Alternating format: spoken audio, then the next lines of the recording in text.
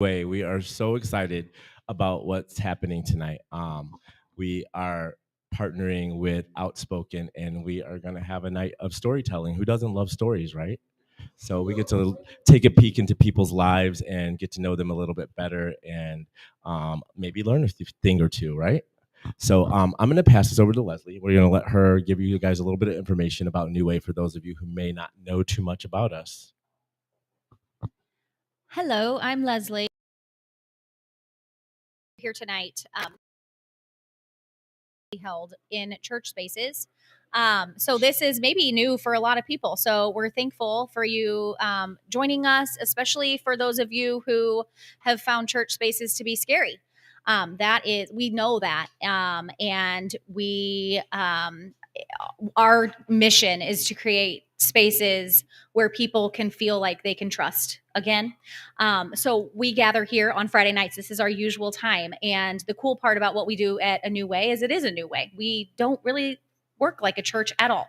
We don't really do worship songs. We don't have a pastor. We focus on, we talk about being the church instead of going to church. We talk about representing Jesus instead of recruiting for Jesus. So we are just we are trying to do things differently. So there's a couple handouts you may have gotten at the front. I'm just going to point you to two of them. This first one says a look ahead. This gives you our structure. We, like I said, we're very different in our approach. So one time each month we have a rotation for different weeks. So this is our Connect week. We have Connect where we connect with different people in the community. So that's what we're doing. We have Explore weeks. That's where we really dig into some of the questions that we have. Like, wait a minute, this is what I was always taught growing up, but this doesn't make sense to me anymore. And we talk about it. And we are so vastly different here. We have people who are like, I thought I believed in God, but now I'm not so sure. And we celebrate that. And we have people who are like, I still don't believe in God, but you guys are nice. And so we are so happy. And so we're happy that they're here. And we also have people who, also come here on Friday nights and also go to a much more traditional Sunday service or to other service. So it's a little bit of everybody here, which is what we love. So Connect, Explore, we talk about those faith topics. Reform is one that we're really excited about. That's our social justice issues where we talk about all the stuff that's wrong. And it can get heavy, but we try to learn from experts and discuss what we can do, and then support, which we all need. That's our big topics of depression and addiction and divorce and all those big topics that we all need help with. So that is our normal 4 weeks, but leads us to our second paper that I have that you can also pick out. We would love to have you. When there are 5 Fridays in the month, that is a celebrate week. And we have a party. In the summer, it is the summer still. In June, we had a big outdoor party with a cookout and a bounce house and music and snow cones. That was a lot of fun. In the fall, we're bringing in chili for a chili cook-off. There will be vegetarian options. There will be lots of sides. There's information on here if you would like to enter a recipe dish to bring, but you can also just come with nothing and show up and eat. And we're going to have some fun games and that kind of stuff here too. We will. There is a prize if you win the chili. So that's what we're doing here. We hope it's different. This vibe is what we're going with. It's like short presentations and then an hour of discussion is what we usually do. So totally different. Would love for you to come check us out. If you feel like you would like to do that. I'm going to pass it back to Alton, who is going to lead us into tonight. Please rise as I sing. No, I'm just kidding. So, what we're gonna get this night kicked off. I'm super, super excited. I met Archie going to Skeleton Key, where they hold some of those the Outspokens out here in the boonies, because it is held regularly at Sidetrack, right? Yes, make sure I got the right place. Yes, gotcha. But yeah, he hosts that and he runs that program, and it is an amazing opportunity for people who normally get pushed aside and ignored, and they don't have a voice. It gives them this platform to come out and be able to tell their story, tell important pieces of who they are, tell the hardships they've gone through, tell the joys that they found. So to create something that like that and curate that is an amazing thing, and we're so grateful to bring that out here. Before we bring Archie up, on in the back there are two boxes. We've got some donations. If you would like, we are not that type of place that is going to shame you or shun you or force you to do anything, but if your heart is in it, we the donations in the rainbow box are going to go to Youth Outlook, and the donations behind the mugs are going to go to us to keep us going so we can do things like this. And one other thing in the business of keeping people safe and comfortable are restrooms. There is a gender neutral restroom through these open doors right here immediately when you turn left. It looks, well, you'll see it. It's the one that looks like a bathroom. And then out there is your more, in the lobby is your more traditional bathroom options over there. So this is a single stall, and those are lots of stalls. So Perfect. So now that we're done talking about the bathrooms, we can go ahead and bring Archie on up. He does have a potty mouth. Oh my God. That's so funny. We always talk about the bathrooms at Sidetrack too. So apparently bathrooms are very important when you are hosting a show. You have to talk about that. I don't know if I believe in God. I do believe in some sort of God. I'm also often terrified by people who know they believe in God. So I I think I'm in the right place. And I was just thinking, when you do get to do something you love, it takes you to the loveliest places. So thank you for inviting Outspoken here. It is actually the first time Outspoken's ever been in a church. It is maybe the fourth time I have been in a church, including every wedding of my life. I don't know. What can I tell you about Outspoken? Outspoken started in 2015 by Art Johnson. He is I want to call him a legendary gay activist in Chicago. He had a lot to do with the rights that we have in Chicago. And it was founded by David Fink, who has a theater in Michigan called the Acorn Theater. They got together, started a storytelling show. They were like, we'll run this for 2 or 3 months, see if we get a crowd. 9 years later, we're still going, and I have tellers booked for the next 5 or 6 months. And so that's amazing. And then we're out in Skeleton Key as well, which I don't know. It's not my dream always to drive to the western suburbs, but when I get there, I feel very, like what I always tell people is like, I feel like Outspoken is so needed in the western suburbs. And that's why we keep going back. And, it's a great joy in my life. So how we do Outspoken, we always open the show with some queer history, because when they try to erase us, one of the things they go for is our history. So we like to remind people of all the things that we have done. So I have a few August gay history facts for you. In the beloved series, My So-Called Life, it featured Wilson Cruz in the role of Ricky Vasquez, and he was the first openly gay actor to play a gay character in a leading role on an American television series. Yes. And actually, there's a show called Through the Decades that comes on my free TV. I don't know, does anybody else watch that? Just Jennifer. Okay. It is a really great show. It's some sort of anniversary. I think I'm actually going to watch My So-Called Life starting tomorrow, I promise. Another fact, there is no country on earth in which LGBTQ citizens enjoy the same legal rights that their heterosexual counterparts take for granted. More than 2.7 billion people live in countries where being queer is punishable by imprisonment, violence, or death. 73 countries and 5 entities imprison consenting adults for homosexual acts. In 45 of those countries, the law is applied to women as well as men. Wow, that means that in like 30-something, it's not applied to women. That's very curious.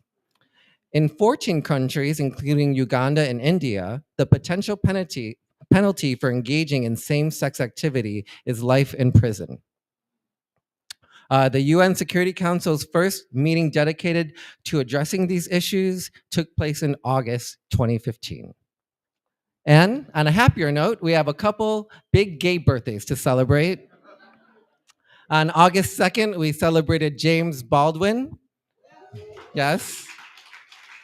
And just yesterday, Danny, was this chosen? Well, it's not only Danny, but you share the same birthday as Marsha P. Johnson. Did you know that? Whoa. I see an activist future in your, well, you're already an activist, so keep going. And then just to let you know, our next Outspoken is at Sidetrack in Chicago. That'll be September 5th. And then our next one at Skeleton Key in Woodbridge is November 28th. So put that on your calendar and please join us. All right, are you ready for some stories? All right. Our first teller is Nancy Mullen. Nancy Mullen, oh, one more time for Nancy. Yes. Nancy Mullen is the executive director of Youth Outlook, the first not-for-profit organization serving LGBTQ youth in Illinois. Nancy is celebrating 25 years with Youth Outlook this year and has so far survived 2 terms of compassionate conservatism, a recession, 4 years of the last administration, a plague, and a failed coup. Oh, we all just have so much PTSD from these years. She would now like the right to request the use of Elton John's I'm Still Standing as her official social work theme song. Please welcome Nancy to the stage.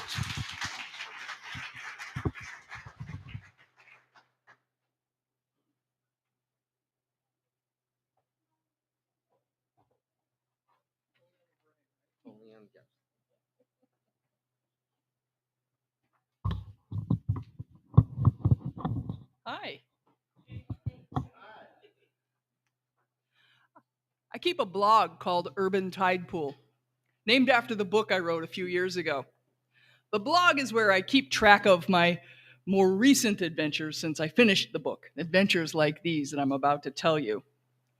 When we last parted company, we were chatting about my dubious status as an athletic carbon-based wonder and my adventures in the marine world that left me with seaweed down my Tweedledum pants, you know, the rubber pants that come up to here while you're fishing, and arguing with the control panel of a nervy lap pool that had just blown my board shorts right off. My aquatic prowess is impressive. I move like a manatee with a hangover. The fact that I also move like that on land is a story for a different night. That'll probably be a blog post at some point, too. Today's discussion, as it were, won't apply to everybody in the room, so please take what you wish and leave the rest here. This whole aging process, this is a kick. It's turning into what will my body do or won't my body do on any given day. And I'm fascinated by the fact that nobody really tells us about these things when we're little and we're coming up. So I think we're just supposed to absorb that information by osmosis, by looking around our neighborhoods at the people that are going through it, who are leading the way. I became suspicious that aging was sneaking up on me the morning I peeked in the mirror and noticed that the lines I'd seen on my sister's neck had mysteriously crept into my house overnight and attached themselves to my neck. Alarmed, of course I was alarmed, I called her to ask her if hers were missing and did she want these back. My sister was a very colorful character, and she responded with, "Up yours," and hung up on me. A little bit later, a couple weeks later, I glanced down at the steering wheel while I was driving to Naperville, and I saw my father's hands on the steering wheel that almost caused a 5-car pileup on 88. At first, I thought I was stuck in an episode of Tales from the Crypt, but then I realized, A, I probably have been reading way too much Stephen King, and B, it was likely just my new friend, the aging process, creeping up on me, making itself known in another way.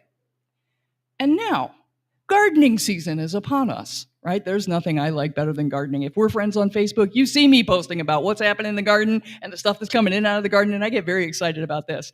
I love garden season. So I'm ready. Tiny green things, put me in, coach. I am ready to do this. But oh my God, am I tired?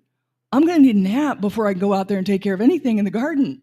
It's going to make for till August, right? It's going to make for the shortest gardening season ever. That should do it. And true to my South Philly roots, if I'm going to do that, I'm going to participate in this whole aging thing. I plan to channel the old Italian man that lived down the street from me in South Philly. It will require growing roses and yelling swear words in Italian at any children who wander by. Sounded kind of like this when I was a kid.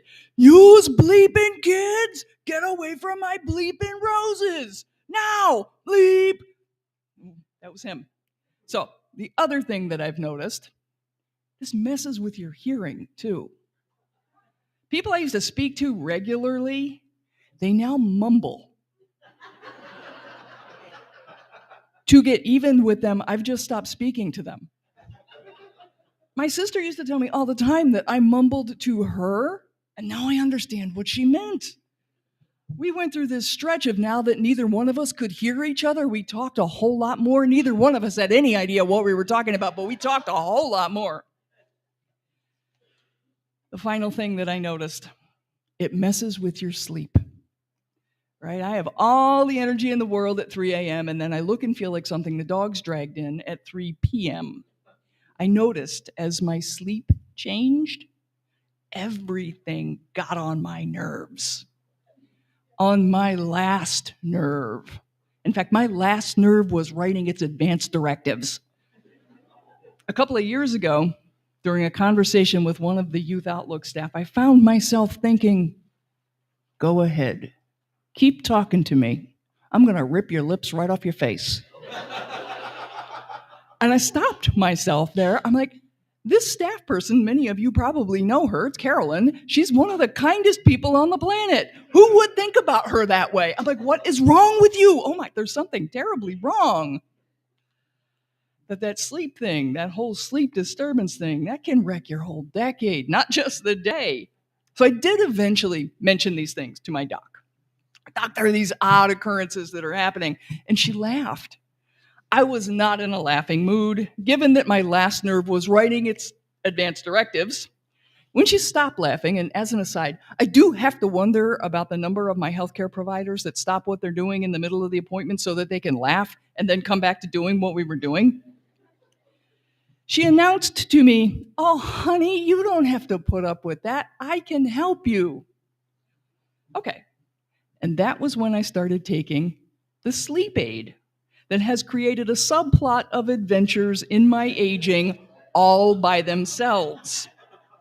In the truest sense, yes, it does help me sleep. It's what I do while I'm sleeping that is of some concern. My friends started to report not long after I started taking it that I was texting very profound messages to them at 2 and 3 in the morning. My favorite so far was a group text that shared the very profound statement, I like chicken, with absolutely no context and no follow-up. That first summer, I went to bed one night and I woke up about 2 hours later, or at least I thought I was awake. That happens under the influence of Ambien. Apparently, I also thought it was a good idea to go on Facebook. I don't know what exactly I was trying to do on Facebook, but I ended up going on the page of a new acquaintance. She was the very first person I had a crush on following my gay divorce. And if you get gay married, you have to get gay divorced. It's kind of a gay rule.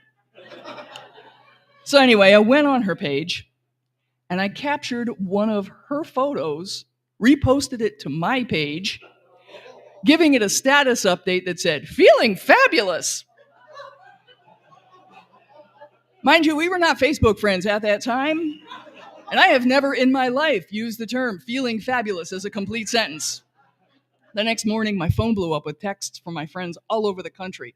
Who's that? Who's the chick? Why are you holding out? And I'm looking at my phone going, I have no idea what you're talking about. Who's who? What chick? What are you talking about? Because knowing the stuff I normally post on Facebook, we were talking about an actual chick. Little, yellow, fuzzy, beep, beep. You get the picture. So I went on Facebook to find out what people were talking about, and my hair caught fire. No, no, no, no, no. Abort, abort, abort. I couldn't get that message out of there. I couldn't get that picture away fast enough, and I couldn't text the new acquaintance fast enough to tell her I'm falling over myself trying to explain this. I was actually asleep while I did that, and I have no memory of doing it. Thankfully, she had a good sense of humor, and no harm, no foul. It was never brought up again. But after that, the phone needed to sleep in the kitchen because I didn't trust it. I can't say no harm, no foul for that morning at the conference. Later that fall, a group of Youth Outlook folks went to a training that was supposed to be 2 days long. Halfway through the first day, the facilitators informed us there'd be a meeting for all the executive directors at 7:30 the next morning. Oh, no, no, no, no, no, that's not doable. My job is mostly afternoons and evenings, and it has been for more than 20 years. I don't do 7:30 meetings, not coherently anyway. And I looked around the room, and all the other EDs are nodding. Yep, yep, yep, yep, we'll be there. This is just normal. This is a regular day for them.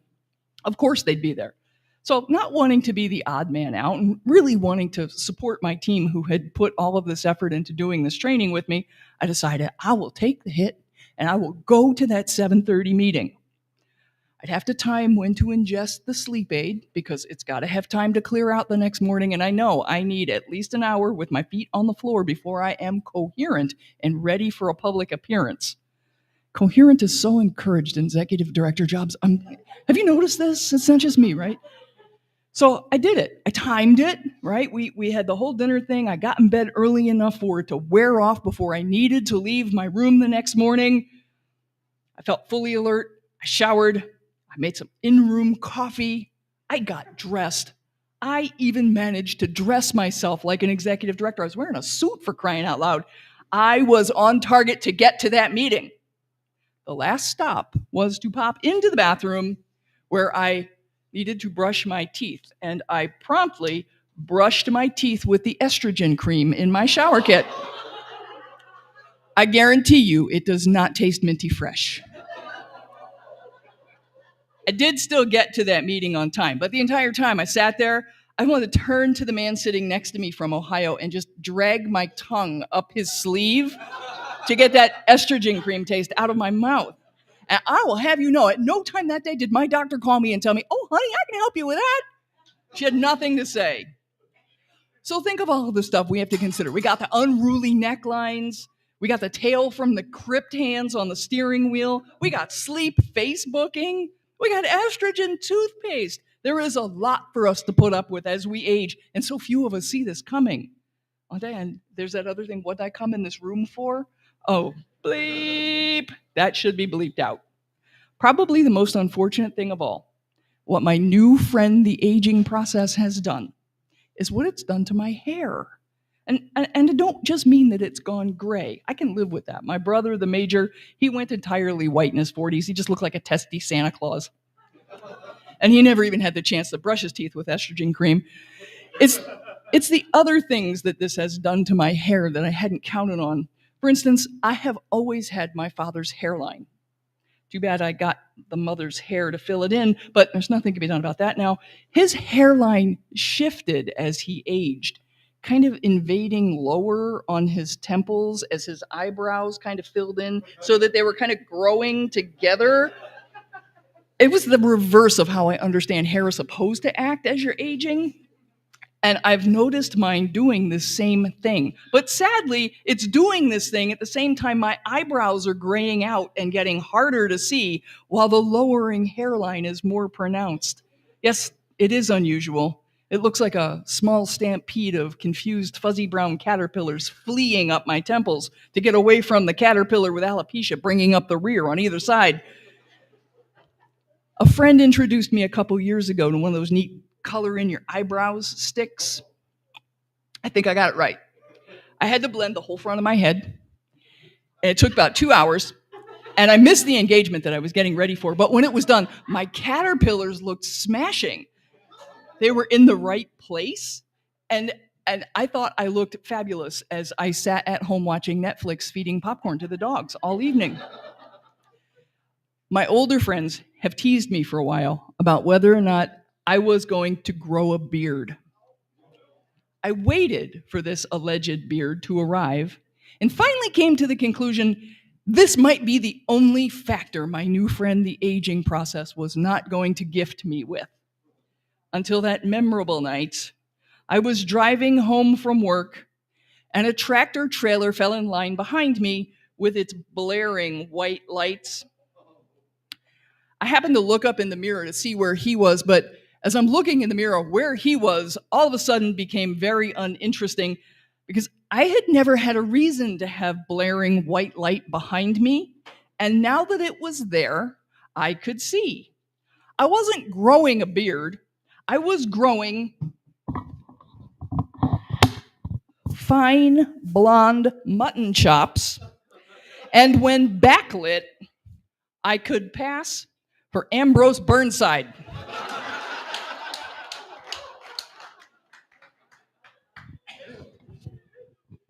Or a founding father. There are a lot of things that I have aspired to in life. A founding father hairdo was never really on the list. Actually, that's more like a hair don't. But for now, I'm just going to marvel at it. I have to. I am an aging carbon based wonder. Thank you. Thank you, Nancy.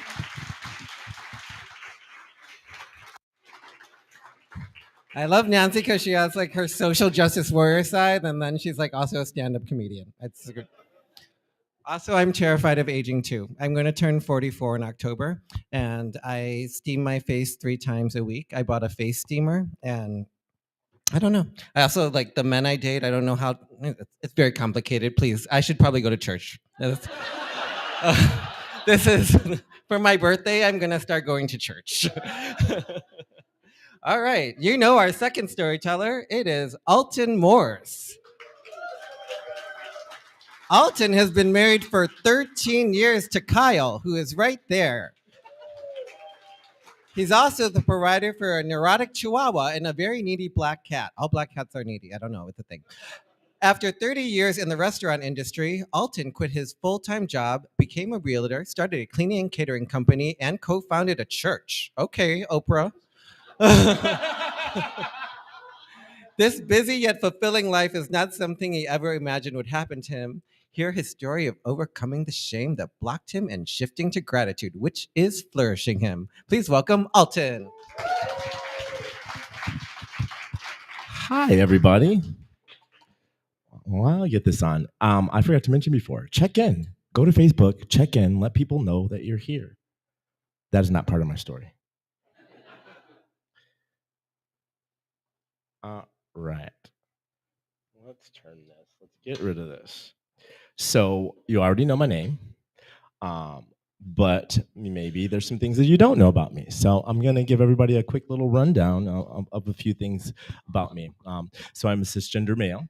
My pronouns are he, him, his. I am a business owner, as Archie said. So we have a real estate business, a cleaning company, and a catering company. Shameless plug. This next one, it's going to be a little shocking. I went to the doctor. He said, there's nothing I can do about it. I'm black, guys. I'm black. It's okay, though. This list does, it gets a little worse before it gets better here. So, I have to claim the fact that I am an addict. I had my bouts with recreational drugs and fought that and continue to fight that and will always fight that for my life. But it's part of who I am. So. Also, I have ADD. So if you see me moving around like this, and if I go shiny squirrel like that, that's what's going on. I was diagnosed around 2017. So I had lived most of my life undiagnosed. And when I went to the doctor's office and took the test and talked about all of that, it was like being slapped in the face when I realized how much it affected my life throughout my entire life, and just not knowing the reasons for some of those things. But it's one of those things that in the African American community and in a lot of places, mental health has a stigma. And so thank God that is coming to maybe not a stop, but it's changing, where people are talking about it more and people are taking care of their mental health and doing that. Another shocker, I am gay. My husband does know. Uh, and um, and I'm a Christ follower.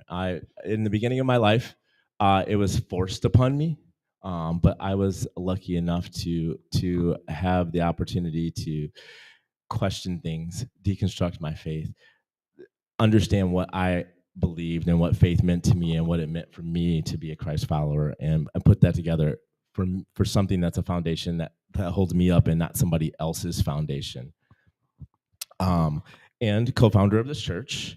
Uh, Being all these things at once doesn't come easy.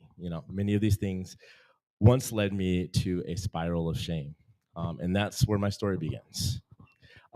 So I looked up the definition of story because I'm a nerd like that. And the one that clung to me was an account of past events in someone's life or in the evolution of something. So tonight I'd like to give you a little bit of a perspective of both of those things. I want to give you a glimpse into who I was and a clear picture of who I am striving to become. So I love candy. So we're going to do a little candy analogy here, right? Okay. So I've not always been this beautiful, delightful Snickers bar before you that you see here, you know, drenched in chocolate, a touch of caramel to draw you in, the perfect amount of nougat to keep you interested, and the right amount of nuts to make you nervous. What's he gonna do? What's he gonna say? So I started off actually as a Hershey's bar, thin, brittle, no substance. Toss it aside, not interesting, right? But in grade school, I did grow into the delightful left side of a Twix bar. I gained some height, I got some substance, and but I was still a little brittle on the inside. Um, so we're going to take it to the Twix days. Growing up, my mom, I had a single mom. My dad was not in my life. My sister that I grew up with, I have another sister who came 23 years after I was born. So I didn't grow up with her. But she was rebellious and always getting in trouble. I lived on the east side of Joliet, and where I lived was pretty much the intersection of all three rival gangs that lived in the area back then. So that was always fun. But I went to private school. My mom worked really hard to keep us in private school. Not my sister so much, because they agreed that she didn't belong there and she didn't want to be there. So, but I was really close to my family. I was raised with respect your elders, respect others. Family's important. We did Sunday dinners, all these fun things. So I have great memories. Being the oldest, I felt a natural sense of responsibility to step up and to help with anything, seeing my mom struggle and things like that. So I did cooking and cleaning, and I babysat my cousins, and I worked when I got old enough. I worked at maintaining my grades. I kept good grades, and I was involved in extracurricular activities. Like I said, overall, my childhood was great. The problem, though, was I began to place my worth in the things that I did for other people, and what people thought of me. That's where I was gaining my worth. So there were some things being ignored through all of this, right? So the fact that I was dating girls, because society said so. It wasn't something that I chose. It never really felt right, but it was just, oh, that's what you do, right? Because I didn't know. And then there was no language really when I was growing up surrounding being gay. We didn't talk about it in our house, good or bad.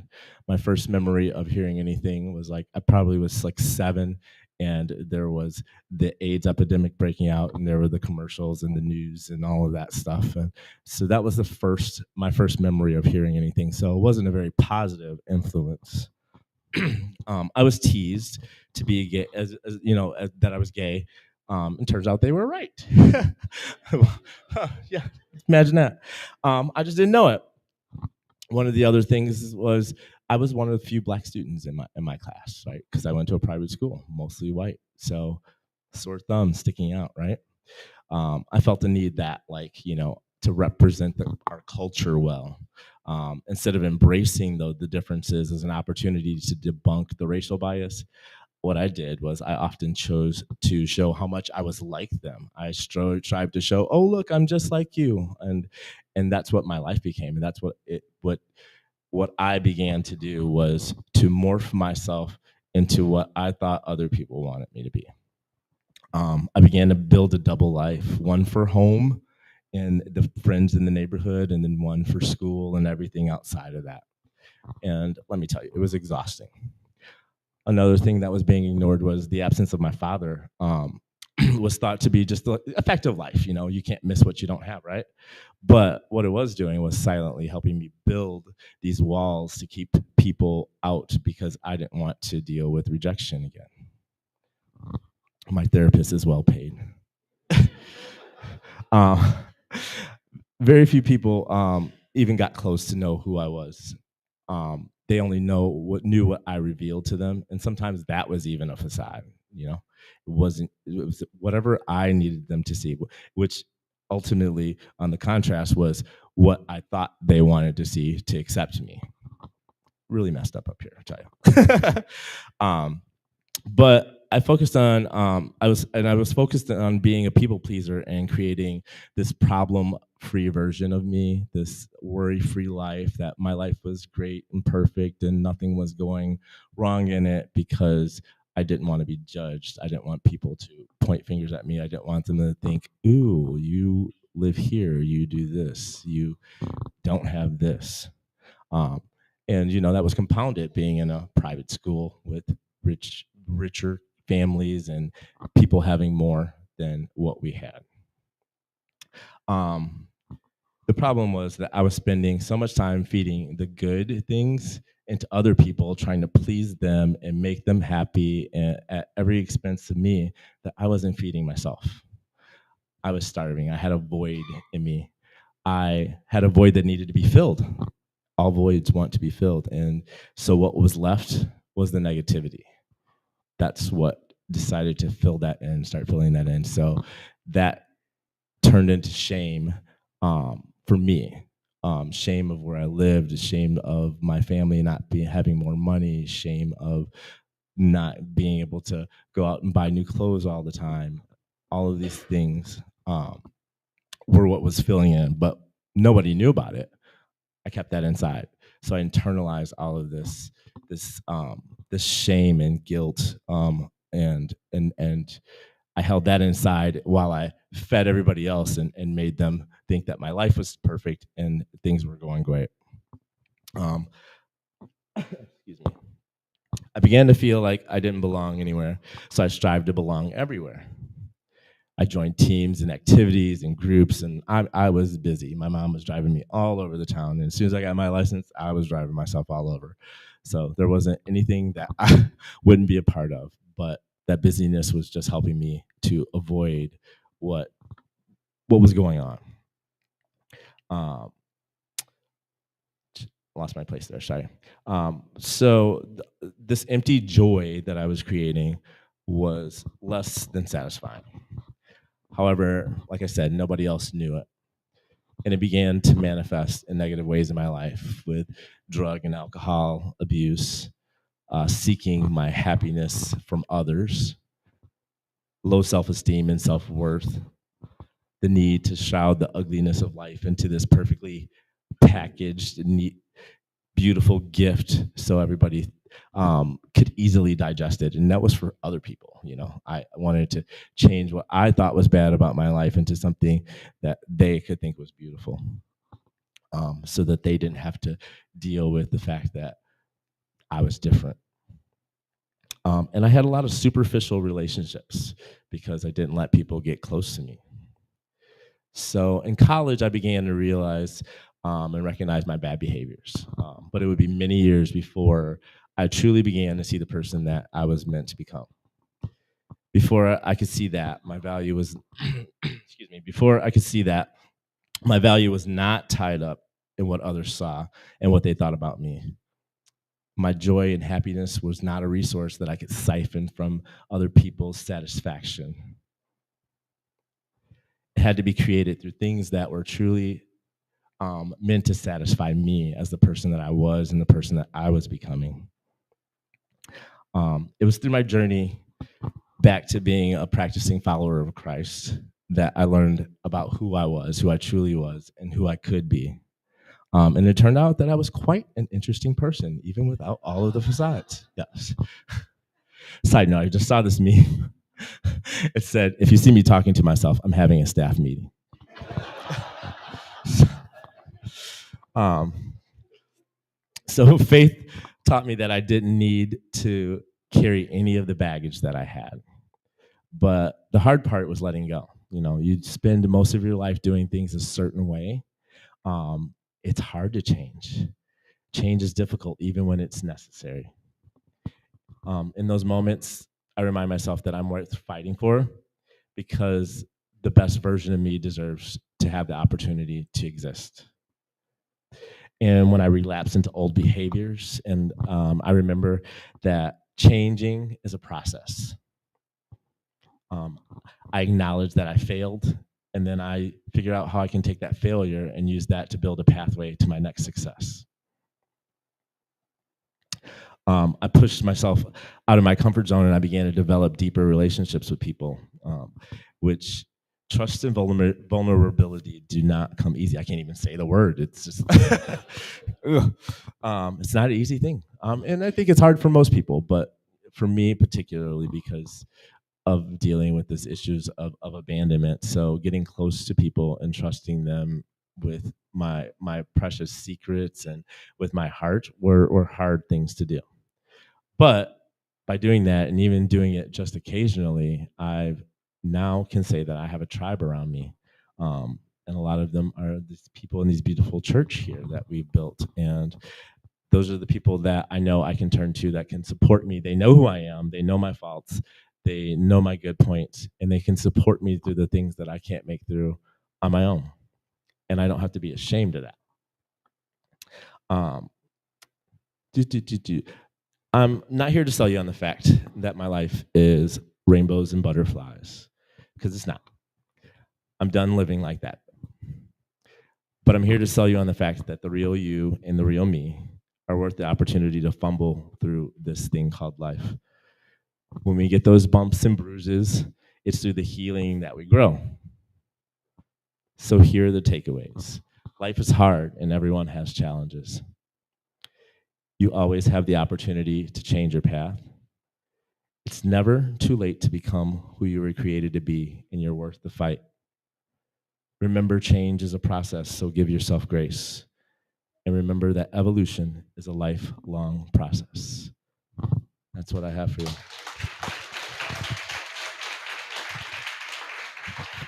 Alton. Give it up for Alton and give it up for yourselves. You're his tribe. That's awesome. Alton, your iPad's up here, just so you know. Okay. Our next storyteller, another one of my new favorites this year. I just love her. Jennifer Curtin. Jennifer is a licensed clinical professional counselor, a mom, an entrepreneur, and a queer woman. We are all so many different people. She owns Evolution Counseling, a private practice that serves the queer folks of all ages and identities. Jennifer also sat on the board for Youth Outlook for 24 years. In her spare time, is that right? 24 days. She was on the board for 24 days. It may have only been 24 hours. I don't know. She wrote this. I didn't write it. Okay. Also, possibly she likes watching anything on streaming media, playing with her dogs, Frank and Al. Those are both your dogs. Yes. Okay. And spending free time with her friends and family. Please welcome Jennifer.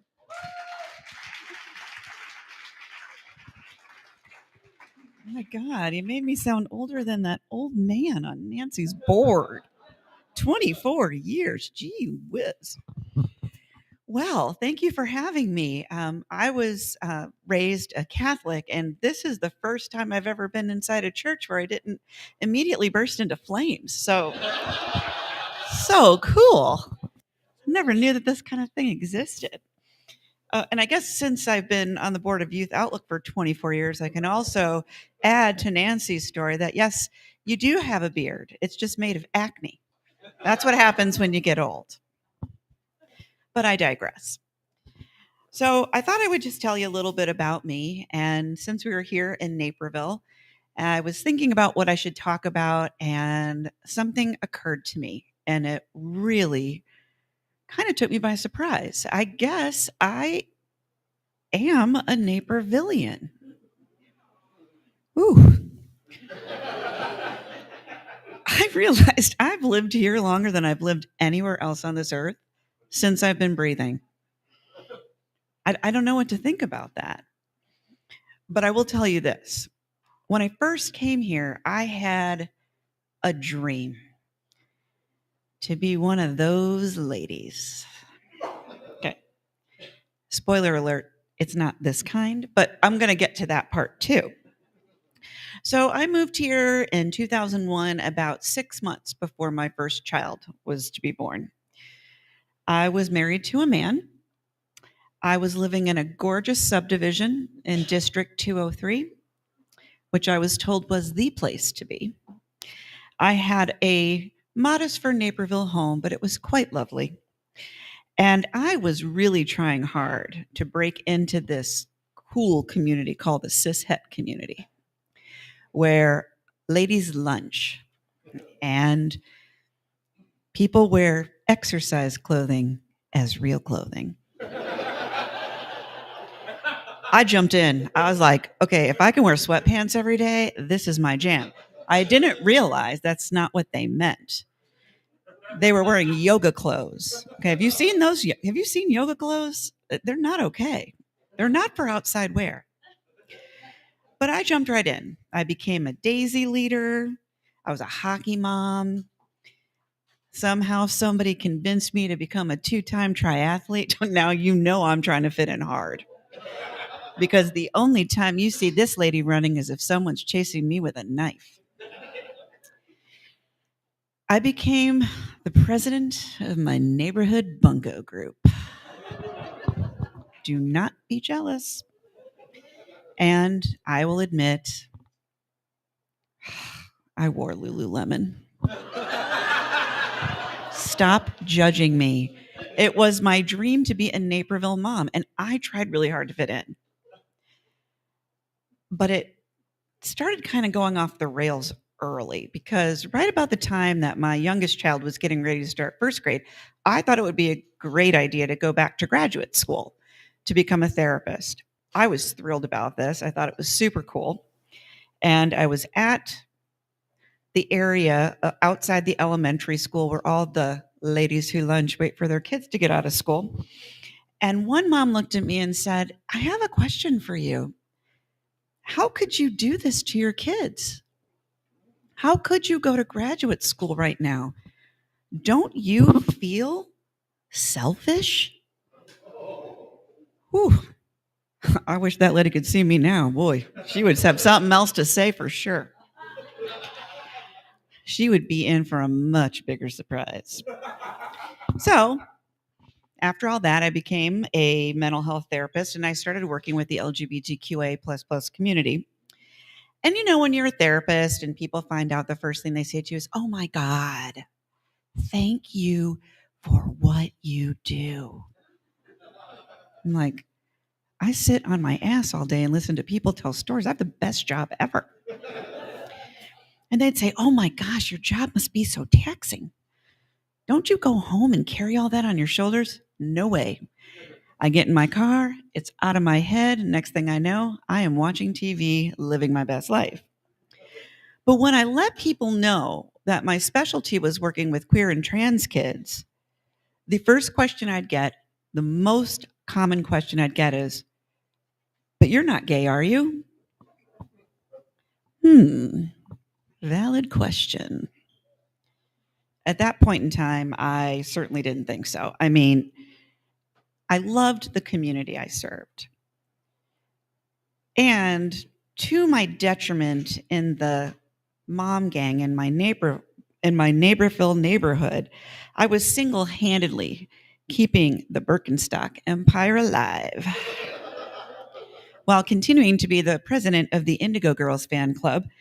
It's kind of an exaggeration. I didn't really join a club. I just listened to them as if they were speaking to me personally. But after one faithful trip to the Philadelphia Trans Wellness Conference, the verdict was in. And to quote Ellen DeGeneres circa 1997, yep, I'm gay. Well, initially I went with bisexual. I mean, it had to be true. I mean, I was married to a dude, right? Isn't that what that means? So, yeah, we're going to go with that. We're just going to go with that. So, I was really committed to exploring this new side of me. Woohoo. I told my whole family. I told my husband. And that year on my birthday, I got a brand spanking new pair of Doc Martens, which I love. I started seeing myself, and more importantly, I started thinking about my past in a whole new light. And then it hit me. How in the heck was I going to explain this to the Naperville Mom Squad? They were definitely going to take my Lululemon away. There's no way they're going to be okay with this. It was really funny because that very year on my birthday, the Mom Squad got together because what we do is we have a group of about 50 and we take everybody out on their birthday, all 50 of us, and we have to all buy people gifts, and these people have everything. So there we were, and I was so excited about what I had gotten from my kids and my husband. And one of the women looked at me and said, "I really like those boots, but are you sure you're not gay?" And then they just started talking like I wasn't there. And they're like, "Oh, she probably is. She does totally gay work." And I was like, "Are you kidding me? I'm not a florist. I'm a mental health therapist. God."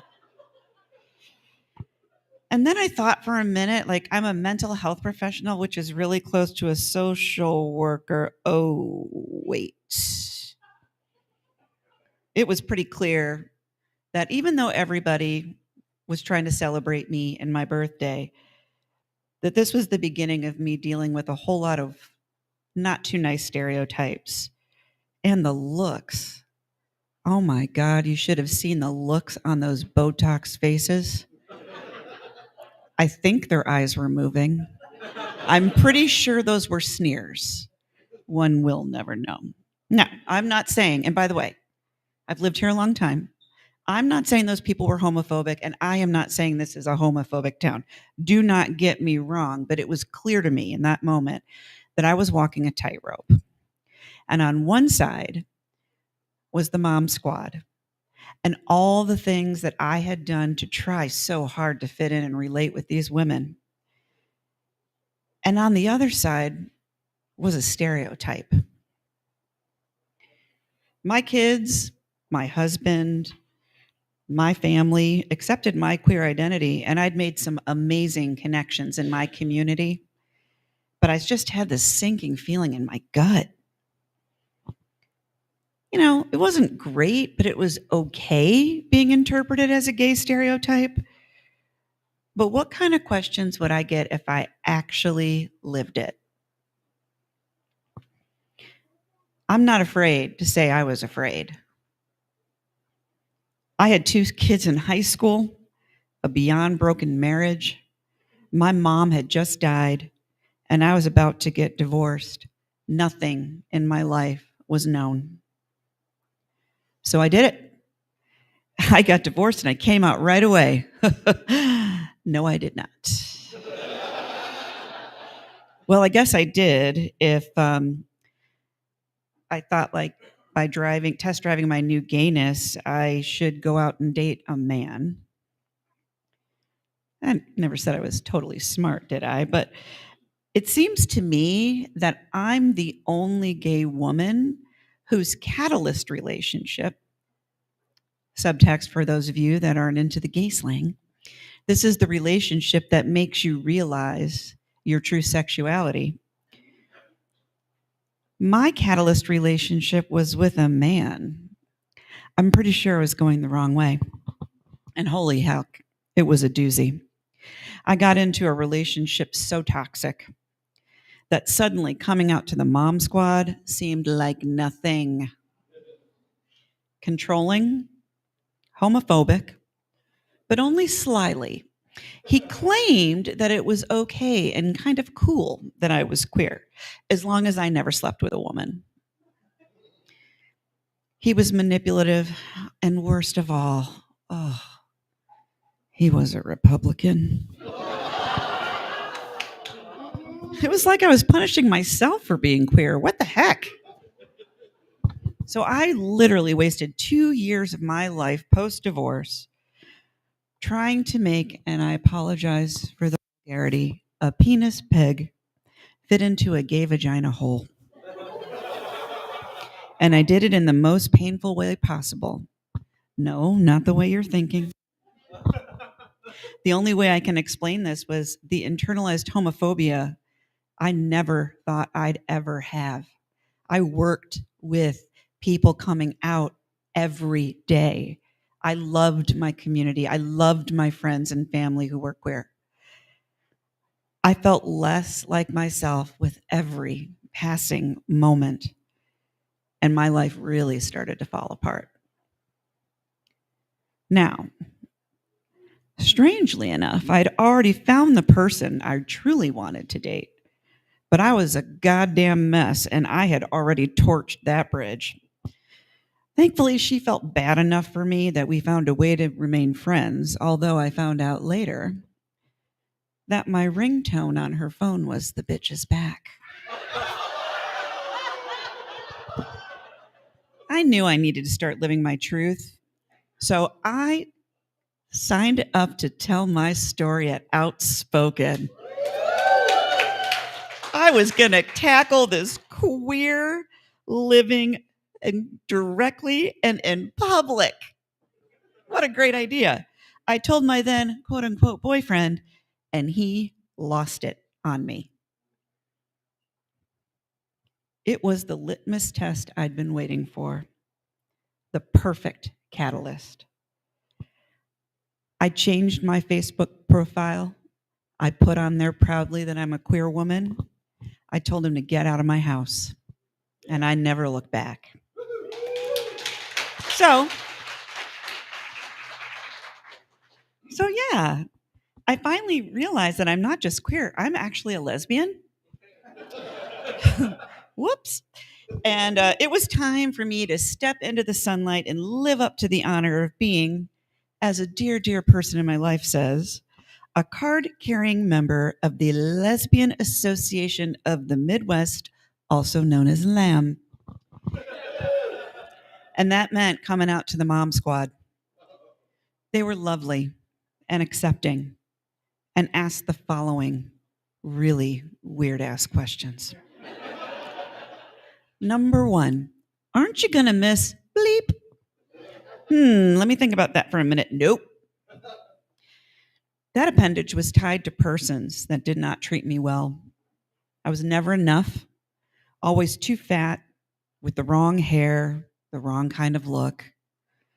I was also not willing to make myself smaller or less smart to assuage their need to be a man. I hated mansplaining. I hated all of it, honestly. And as I realized my true sexual nature, I saw for the first time that I didn't feel disconnected or generally disinterested in coming together with a partner I loved. Number 2, don't you worry that your kids will be embarrassed? No. I have a daughter that came to me in high school crying and asking the question, what's wrong with me? Why can't I be gay? How the hell do you raise one of those? All of her friends were gay. She sadly, as she says, am interested in men. But I'm grateful. I've raised 2 cisgender heterosexual kids who are not transphobic or homophobic. They were overjoyed that I was happy and I'd found someone who saw me for the fantastic person I am. I'm pretty sure the last dating debacle didn't hurt. Number 3, and this is a real question. I couldn't even believe this one. Are you going to turn butch? Wow, I don't know if that happens. Like, I don't think you can turn that. But according to the internets, I am what is known as a chapstick lesbian. I know, isn't this interesting? I found this out the other day on the Ladies Who Are Late in Life Lesbians, Les, on Facebook. So I like to vacillate. It says between androgynous and slightly femme clothing, aka jeans, t-shirts, and sweatpants. But honestly, I'm still figuring it out. I'm a baby gay at 50. Weird, but cool. I love my flannels and docks. I will never step away from a pair of Birkenstock clogs. And when I lose the baby weight from my 19-year-old, I swear I'm going to get a Kieran Finch suit. Not that any of you know what the hell that is. No, I'm just kidding. Everybody in my friend group was happy for me and supportive. And in the months since that happened, they've all faded away from me and I from them. When my partner and I go to lunch downtown Naperville, we don't look like the others. We get looked at. And for once in my life, I am absolutely, gleefully happy to be standing on the outside of suburban mommyhood. Thank you. Can't you see why I love her? Oh my God. We never have a theme at Outspoken, but sometimes themes just suddenly arise in the night. And I feel like the theme tonight is transformation. And I think if I was scared to have one transformation, wouldn't it be scary if I woke up and I was straight tomorrow? And I would be terrified. All right. Our next storyteller is Michael Williams, my former coworker. Michael is thrilled to be reading with Outspoken again. He has told stories with You're Being Ridiculous. Michael loves procrastinating. I have not read his draft because of that. Watching an unhealthy amount of YouTube videos and sandwiches. Please welcome Michael.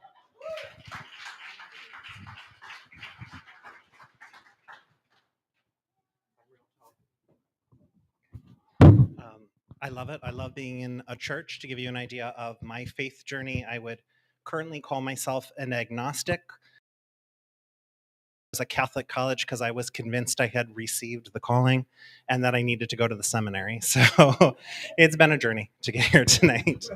But here's my story for you. So everyone else has left, and now it's just down to the five of us: me, my boyfriend Rob, and three of his best friends. The time has come for me to find out if I meet the core group's approval. We just spent the afternoon with about 20 other people attending Booze in the Bard. It's a monthly reading series they host where friends get together to read a Shakespeare play, drink a themed punch based on the show, and then talk through the material after. And I am completely smitten. We've been dating for a few months now, and it's the kind of relationship where things are starting to get serious fast. I love that he is an actor and that this is what he and his friends do for fun. He reads voraciously, and we spend most of our time having these passionate, fierce debates. We are so good at arguing. He is smart and he's quick-witted, and it is thrilling to have a partner who challenges me and whose mind is always embracing a million different ideas. I do my best to ignore the fact that 3 months into this relationship, we haven't progressed past the making out stage, or that we seem to argue more often than not. It's my third B&B with the group, and the room is always buzzing with this palpable energy from this group of young actors. They're so eager to show everyone what they've got. I have a degree in theater myself, but despite my background, I'm still an outsider. I'm Rob's boyfriend, so I'm only allowed to read tiny parts like Fairy Number 3 or Nameless Servant. And my contributions to the talkback are usually met with surprise for being meaningful. Rob thinks it's cute that I want to participate more, and I ignore how wildly condescending this is.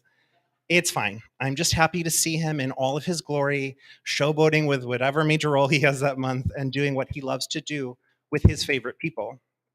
Now that the others are gone, I'm given my big chance to prove myself to his best girls. So far, I seem to be doing a good job. Everyone is laughing, and more wine has been opened, and the stories are coming fast and furious.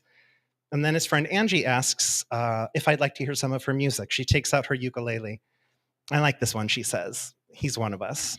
So she starts to play, and between the music and the wine and the friends, I am so content. And she starts a song called Ukulele Love Song. It's the song about a guy she's falling for and how her feelings for him are so strong, she has to turn them into a song. The chorus begins, I want to write you a love song on my ukulele.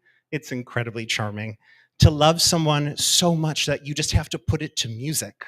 Suddenly, I'm flooded with memories. I'm taken back to my freshman year of college at Loyola University, Chicago, and a meeting of the Queer Alliance. We're about a month into the first semester, and because I still have not lost the ambitious drive I brought from high school, I'm a member of roughly 612 campus organizations. We're discussing something like how to hand out condoms surreptitiously at a Catholic university, or whether or not it would be offensive or extremely clever to play a game of pin the clit on the vagina at our Women's Health Festival. When I realized, I'm so sorry to say the word vagina in church, and now I've said it twice. When I realized that this very dreamy boy has been checking me out. I'd seen him around campus before, and he had definitely caught my eye. Oh my God, I knew he was gay. Just play it cool. Just look back, but don't make it look like you're looking back. Okay, he sees that you're looking, so now look away. And now look back again to see if he's still looking. Okay, he is. So now let's just throw in a little smile. No, you idiot, not that big. You look stupid. Okay, look aloof, but now also look interested. I looked crazy. I've only been in the dating scene for about 4 months at this point in my life, and my game is seriously lacking. But thankfully, my special breed of unusual charm seems to be working, and he smiles back. So as the meeting wraps up, I make sure that we leave the room at the same time so that we can accidentally bump into each other. And we introduce ourselves. And by the time we finish walking home, we learn that not only do we live across the street from one another, but there's definitely a spark here. After a few weeks of flirting, we go on our first date. I'm very excited because we are going into the city for dinner and a show. Manny is 1 year older than me, and since I've only been away from home for about 2 months at this point, I consider him quite wise and experienced. I'm going on a date in the city with this older guy, and I feel very mature. We start at the Pick Me Up Cafe, where I order the very grown-up dinner of pancakes, and then we proceed to the Improv Olympic for a show. At the show, we order a pitcher, and I feel dangerous and exhilarated. It's a lovely evening. The conversation flows, and our chemistry is strong, and I can't believe that just a few months ago, I was living with my folks, and now I'm on my own, and I get to go out on a school night for my big gay date. Back at campus, we go back to his place. His roommates are out for the evening, and he plays me some of his favorite music. There's this woman I want you to hear. She sings in Spanish, so I don't understand everything that she's saying, but her voice is amazing, and you will love her. I think she's going to be so famous one day. Her name is Shakira. And yes, that's how old I am. We're dancing to Shakira, singing along to like the 3 words that we both understand. When suddenly we stop. We look each other in the eye, and he grabs me around the waist. He pulls me in and he smiles, and like I will always remember that smile. And we have our first kiss. On my walk home, I am so overjoyed with the evening that I need to sing. So naturally, I have to launch into a full rendition of If I Were a Belle from Guys and Dolls, the 1950 musical. Ask me how to describe this whole beautiful thing. Well, if I were a bell, I'd go ding dong, ding dong, ding. I exclaim as I swing myself around a lamppost trying to do my best Gene Kelly. As far as I'm concerned, there's a show tune for every occasion in life. And the way my mind works is that I'm usually singing one in response to whatever is happening in front of me. I always like to say that I have a song in my heart. So we start dating, and I'm loving every minute of it. He plays the guitar, and I become that stereotypical 18-year-old co-ed who is completely swept off their feet by this. When we hang out with his friends, he makes up these songs and these amazing call and response games. He does a killer rendition of the Indigo Girls' Galileo with his friend Mary Kate, where they do all the percussion a cappella, and I pretend not to be completely racked with jealousy when the campus a cappella group that I did not get into invites him to audition. I swoon every time he sings. And he takes me to see the Indigo Girls at the Chicago Theater. It's my first concert. And he helps me into some more mature firsts as well, like my first time doing mushrooms. Because I don't like the taste, I choose to have mine on a turkey sandwich. And we frolic around the campus. After watching the science building turn into a balloon and float away, he decides to introduce me to all of the trees. And in our high state, we think it's fate that we both know that the ginkgo biloba tree outside the library is a dear friend, but that the spooky tree outside the computer lab is our mortal enemy. To this day, I have to kick that tree every time I'm on the campus. The tree's a jerk. We get dressed up in our finest shirts and ties, and we go to see the Nutcracker at the Goodman. He shares some of his mother's sauce from home, and as an Italian, I am very touched by the gesture. He's studying theater, and the more time that I spend with his classmates, the more I want to be a part of that community. At this point, I'm studying special education because my parents made it clear that while theater is my passion, I have to study something that will get me a job after graduation. Sorry, Mom and Dad. I can't resist it, and I auditioned for the spring production of Romeo and Juliet. And to the shock of some of the majors, I get cast as Tybalt. And people are talking about Manny's boyfriend, the freshman non-major who nabbed the part. And yes, I know some of you are probably thinking, he is queer as a football bat. How did he play that part? And if you really want a head scratcher, I also played the Nazi in Cabaret. So apparently, I pull off a very likable villain. Rehearsals are set to begin over winter break, and we have to come back early for that. I'm so excited at the idea of not only being able to be in a show with my boyfriend, but also getting to spend the night in his dorm apartment without having to share the bedroom with his roommates and their girlfriends. It turns out that 6 people in one bedroom does not lend itself to the most romantic of evenings. So as winter break approaches, Manny informs me that he is writing me a song for my Christmas present. And I'm completely done for. It's like being in a book or in a movie come to life. I tell all of my friends how excited I am that I have this very creative and wonderful and exceptional boyfriend. He is so romantic. He is writing a song for me. It feels like a very grand gesture. It's finals week, and we're hanging out at his apartment. His roommates are out for the night, and break starts in 2 days, so I've convinced myself that tonight is the night that I'm going to hear my song. I can't concentrate on my studying or any of our conversation. I am ready to be a muse. I am ready to be serenaded. So there's something I need to tell you before we go on break. This is it. I think that we should stop seeing each other. I'm sorry, what's that now? I realized it when I tried to write your song. Nothing would come out. I had nothing to say. I am floored by this revelation. Admittedly, our sexual chemistry was not the best. To be fair, it was mediocre. To be totally fair, we had been dating for months and we still hadn't gone all the way, so to speak. But our dates were so much fun and everything felt so comfortable. Wasn't that enough? If having someone write you a love song is the height of romance, being told that you are so uninspiring that nothing came out is about as low as it gets. I don't remember much else about that night, aside from thinking that when I told my friends being broken up by my summer boyfriend through a care package was the worst way to be dumped, was a little off the mark. No, it turns out that being told you are the opposite of a love song hits a little harder. I didn't deal well with that breakup, harboring a deep resentment for some time over his honesty. Michael, where did you go just now? Rob asks. Oh, sorry. I was just remembering something from college, something that made me think of, something this all made me think of. It's not important. It's occurring to me that we've been dating for about as long as I dated Manny when things ended. And here I find myself again with another artist in a dynamic in which I do not feel like one, in a relationship full of passionate exchanges by day and the opposite by night. And I ask myself, what would I write for Rob if he asked me to sing him a love song? And despite all of the joy that I have felt that day and in all the months preceding and all of the work we've both put into it, I realize that I can't answer the question.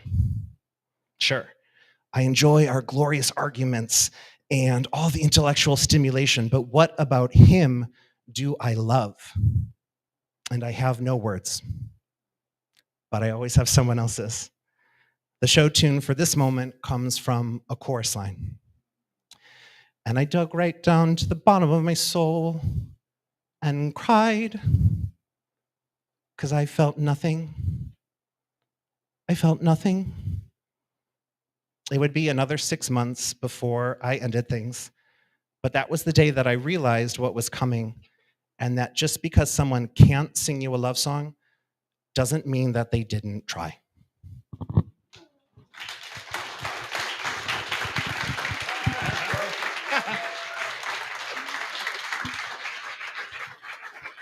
I liked Manny so much, and now I hate him. He's the worst. You never have to be that honest with people. Lies are fine. Oh my God. Don't say that to somebody. All right. Is Terry here? Yes, I'm getting a yes. All right. I don't think I need to introduce Terry because this is his church, right? Yes. Okay, yes. But you should also know that Terry likes animals. So please welcome Terry to the stage. I think.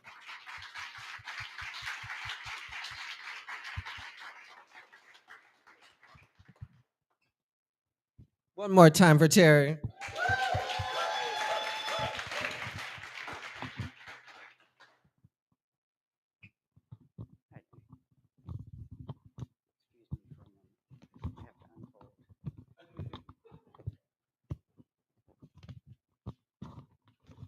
I just want to say that I've been to these events a few times at Skeleton Key, and very good.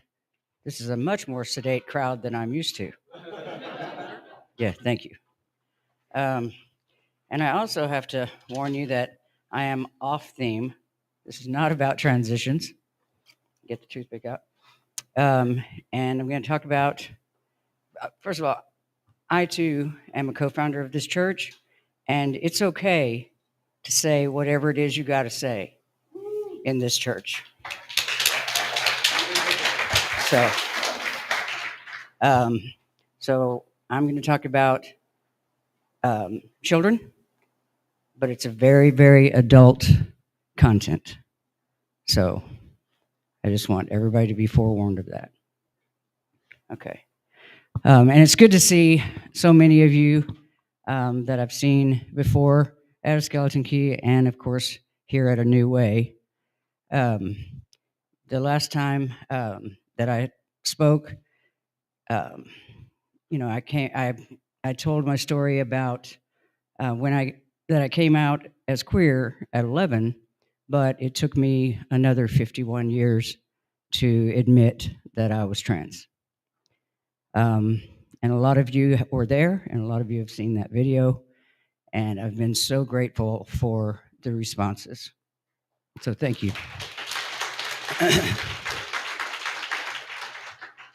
So tonight I'm going to share the history leading up to me coming out as queer at 11.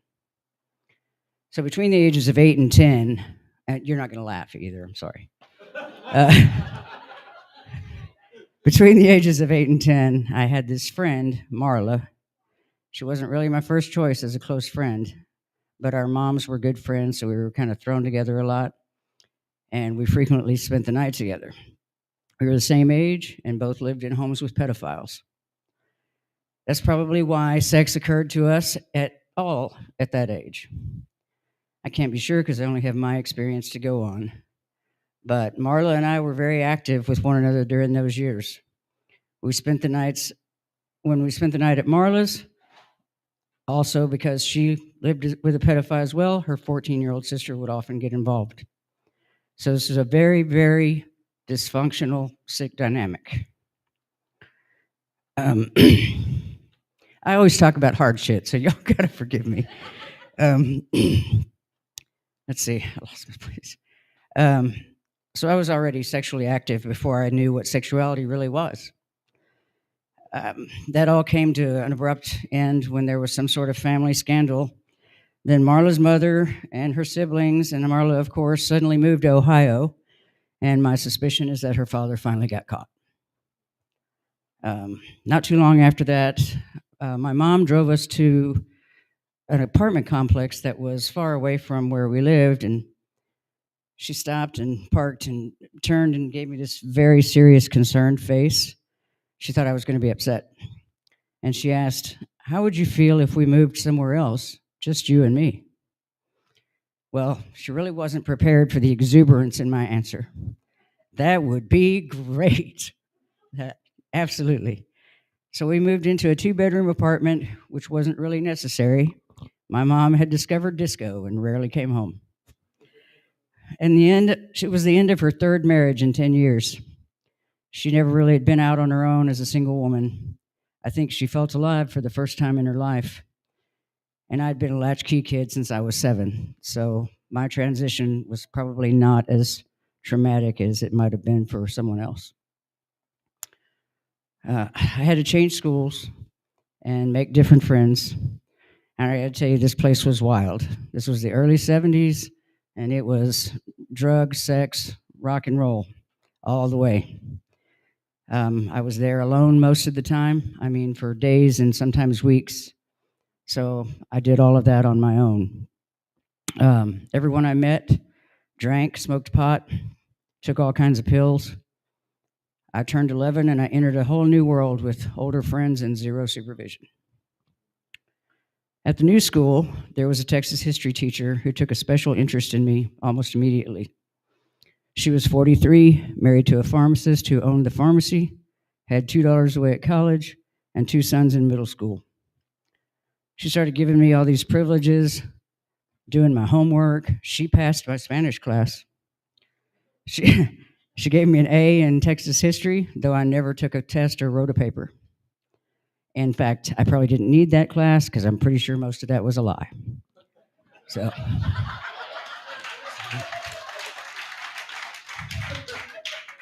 that's all you get. So I had her home phone number, and she wrote me long letters about her coworkers, the school principal, and all the grown-up secrets. That proved to be a huge mistake on her part, by the way. My great aunt Jewel was in a horrible car accident. The engine of the car was literally in her lap. She was in ICU for 3 months. My mom and I were spending most of our evenings at the hospital. Aunt Jewel was the only close family member who treated my mom with any kindness when she was a child. So we were both really struggling emotionally. I called my teacher from the hospital one night and told her I was having all these feelings. I couldn't really describe them to her, so she started trying to describe them for me. That really freaked me out. She was on the mark, but it was really scary for me to hear. And so I all of a sudden got very, very uncomfortable. But she said I should come spend the weekend at her house and get away from all the constant stress of spending so much time at the hospital. At this point, Aunt Jewel didn't even know we were there. So I accepted the invitation. I needed an emotional break, and also I knew that she had a whole family at home. So I felt like that was going to be okay. I know this sounds naive, especially for someone who's never really been naive, but I had no idea I was being groomed. And until a couple of decades ago, actually maybe not even that long, because I always felt like I was the one who started it, I hadn't grasped that she was a pedophile. So she picked me up. We went to this huge 2-story house. And once inside, I asked where everyone was. Turns out she had sent her husband and sons on a weekend fishing trip, and the live-in housekeeper was out of town. She asked if I wanted a drink. So I was trying to be cool. I said, "Whiskey, neat." I heard it in the movies, man. I just don't know. So I had no idea what that meant, but she poured a half a fifth of straight whiskey into what I can only describe as a vase. It was like this tall, this big around, and I drank it. She excused herself, went upstairs. I went to the back patio with the family dog to finish my neat vase of whiskey. I was a drunk 11-year-old with way too much experience and no idea where this was headed. I started singing to the Cocker Spaniel. She came back downstairs, stood in the back doorway wearing a mid-thigh length sheer black negligee. She then told me she would be upstairs waiting for me and left me there. Folks, I busted out laughing, looked at the sky, and said, I'm a motherfucking queer. And, and hey, then I went upstairs. I realize this story might be hard for some to take in, but it's what happened. Also, I don't want anybody to think that she completely got away with it. Our relationship blew up when I was 14, which is a whole other sordid story. Ultimately, she lost her license to teach in the state of Texas. And that, friends, is my queer coming out story.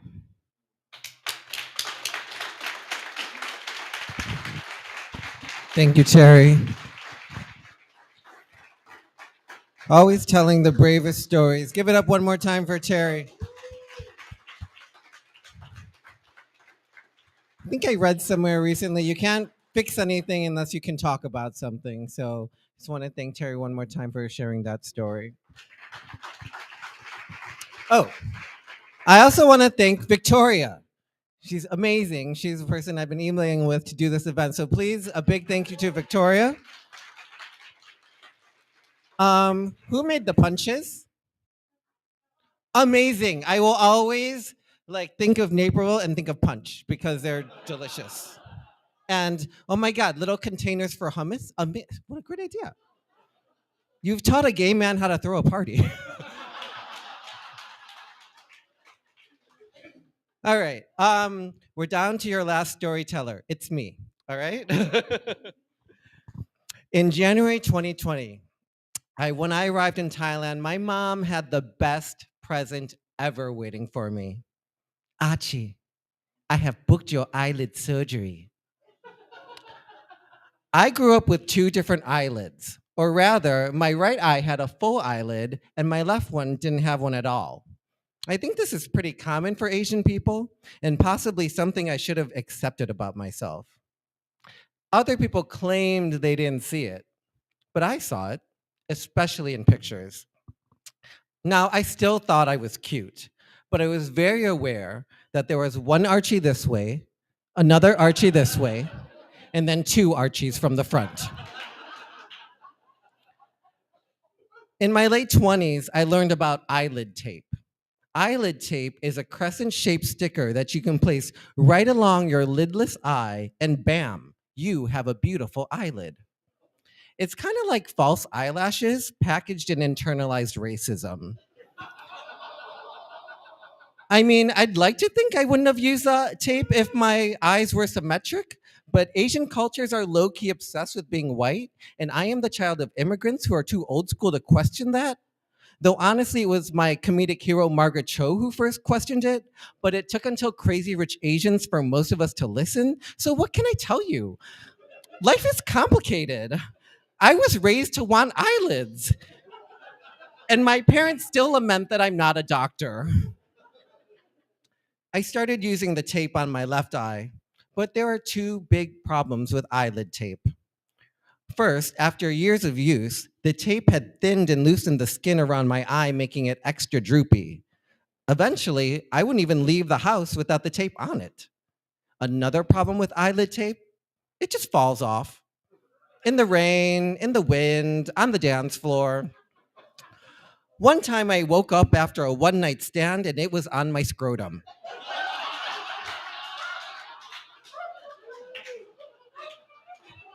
And all I could think was how and when. Also, do I put it back?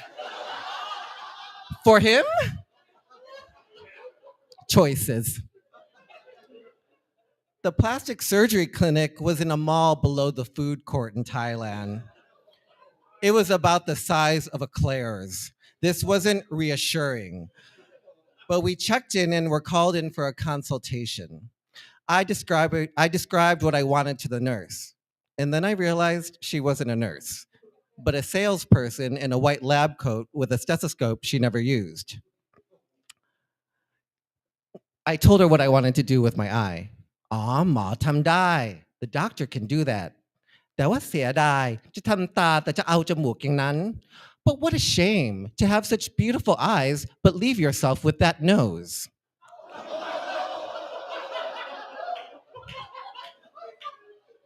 Part of me was like, damn, B. But a bigger part of me said, oh my God, what can he do for my nose? She then pinched my nose to show me what I'd look like with a bridge, and then showed me an implant that they could place on top of my nose to give me the bridge. I loved the potential. How much? Usually $800, but because you do your eye, only $600 for you. Oh my God, a discount? Like my favorite place on earth, the clearance rack at Marshall's? I was being rushed by endorphins. I looked over at my mom. Your nose is kind of flat, Archie. We'll take it. As I was being wheeled into the surgery room that was underneath a food court in a mall in Thailand, I thought, this could go very badly. This might be irreversible. So I took the Xanax my mom had pressed into my palm earlier. And I'm glad I did, because when you have surgery at Thailand's TJ Maxx of plastic surgery, they do not put you under. Nope, they just numb you. The eyes didn't hurt at all. In Thai, they call it yepta, which means to sew your eyes. And that's basically what they do. They cut a line across your eyelid, place a little fat in it, and bam, you have eyelids. The nose, however. It started with a syringe that was about 5 inches long that went straight up into my nose. I once had a filling started on the wrong tooth. That was easier. Then they cut a small hole inside my nostril and jammed the implant up there. For about 10 minutes, as it was being set, I could hear it crunching against my bones and cartilage. Afterwards, I was told to sit for 20 minutes and given really strong painkillers. As I walked out of the clinic into the mall, high, bandaged, and splinted up, I felt like Cher. And so, arm in arm with my mother, I began to sing, Mom, I got you, Mom.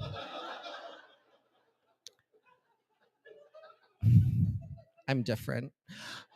I like to think that when I was born, my mother looked into my face and said, one day we will use your father's money to make you perfect. As I sat in the backseat of the car with my mom, I said, thanks, Mom. I really did want to get this done. Archie, she looked over at me. Please take care of me when I'm old. I told her she didn't have to get me a new face for me to take care of her when she's old and that I loved her. And then she told me she just wanted me to be happy with myself. I once had a boyfriend who, upon watching me in the mirror, said, God, Archie, I've never seen anyone so in love with themselves. Well, if he could only see me now. I'm basically Blanche Devereaux on steroids. Usually I would say this is a problem, but there is a part of me that knows that no matter how highly I regard myself or how hard I try to become perfect, the majority of gay men just see Asian. And often that just means gross. I'm scared if I turn off my narcissist, I'll have nothing to fight that kind of rejection. I know that as I get older, this is only going to get harder. That I need to learn to walk and talk at the same time. That is, I need to find as many ways as I can to love myself, while also saving for a facelift. But back in the car that day, after I promised my mom I would take care of her, she poked my shoulder. Next year, you can get more done. Oh, I don't think I need anything else, Mom, thanks. Archie, you do. You are cross-eyed. Oh, maybe you don't know, because you are cross-eyed.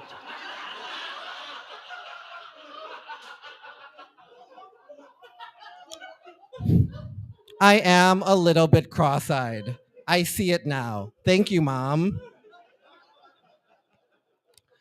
Last year in Thailand, I had my face resurfaced with lasers. You can actually smell the skin burning off when they do it. I loved it. But I don't think I want to get my eyeballs fixed. Perfection is tempting, but it's like chasing a silicone dragon. Also, the procedure involves cutting a tendon in your eye and then setting it back in place. I'll be back in Thailand this January. I don't think I'm going to do it, but you never know. Thank you, everyone. Thank you for having us Outspoken at the New Way Church. Storytellers, you want to come onto the stage and take a final bow? We have Nancy, Alton, Jennifer, Michael, Terry, and myself.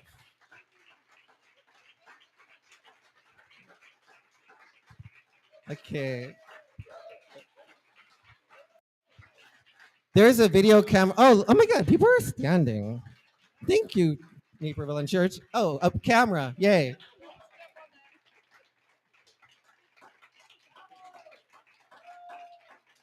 All right. Thank you, everyone. Have a next happy Friday and enjoy your chili. Hi. What are we doing? Hi. Go home. No, I'm just kidding. Thank you for joining us. We hope you loved it.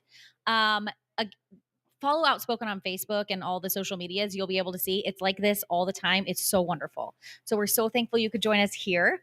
We'll be here next Friday and all the Fridays. So if you'd love to join us, grab there's all sorts of info on the table if you're interested.